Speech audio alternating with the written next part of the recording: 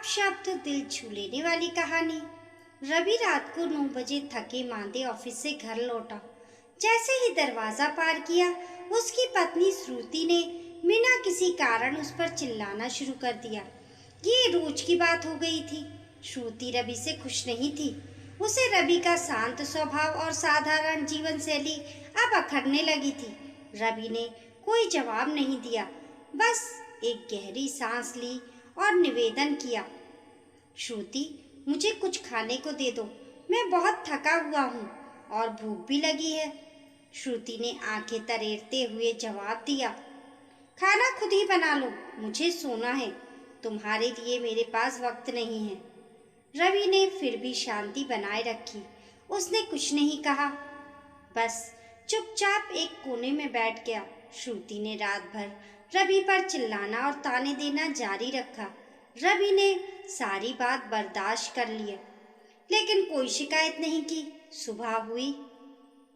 रवि ने फिर से विनम्रता से कहा, श्रुति, नाश्ता तो दे दो, आज दिन भर ऑफिस में काम का दबाव रहेगा। श्रुति गुस्से में आग बबूला हो गई। तुमसे तो मैं तंग आ चुकी हूँ, मर जाओ तुम। मेरा जीवन तुमने नरक बना रखा है। तुमसे बेहतर तो अकेली ही रह लूंगी। रवि ने कोई जवाब नहीं दिया। उसकी आंखों में दुख साफ झलक रहा था, लेकिन उसने अपनी तकलीफ छुपाई और तैयार होकर ऑफिस चला गया। जब रवि दरवाजे से बाहर निकला तो श्रुति अपने गुस्से में इतनी डूबी हुई थी कि उसे रवि के चेहरे पर छाए दर्द का एहसास भी नहीं हुआ। कुछ ही घंटों बाद जब श्रुति अपने बच्चों को स्कूल से लेकर घर लौटी तो उसने देखा कि घर के बाहर भीड़ जमा है। घबराते हुए वे जल्दी से भीड़ को चीरकर अंदर आई। जैसे ही उसकी नजर पड़ी, उसके पैरों तले जमीन खिसक गई। सामने रवि का शव पड़ा था। उसकी आंखों के सामने अंधेरा छा गया। लोगों के बीच से किसी ने कहा, कार एक्सीडेंट में रवि की मौत हो गई। श्रुति के कानों में ये सुनते ही चीख निकल गई। वह जोर जोर से चिल्लाने लगी, रवि, उठ जाओ, मैंने तुम्हारे लिए खाना बनाया है। मैं तुमसे फिर कभी नहीं लड़ूंगी। बस तुम एक बार उठ जाओ।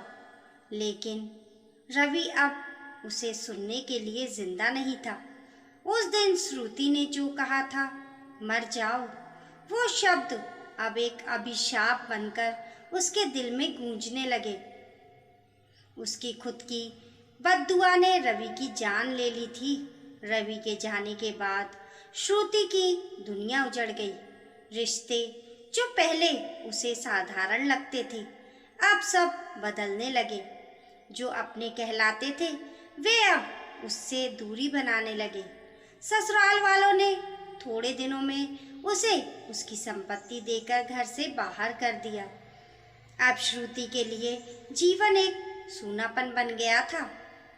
उसे अब समझ आया कि पति चाहे जैसा भी हो, वो औरत के जीवन का सबसे बड़ा सहारा होता है। रवि के चले जाने के बाद उसे एहसास हुआ कि उसका पति उसकी दुनिया की नींव था। अब वह हर दिन पछतावे में बिताती, सोचती कि काश उसने रवि के साथ थोड़ी इज्जत और प्यार से बर्ताव किया होता। शायद तब उसकी जिंदगी इतनी खाली और दुख भरी नहीं होती।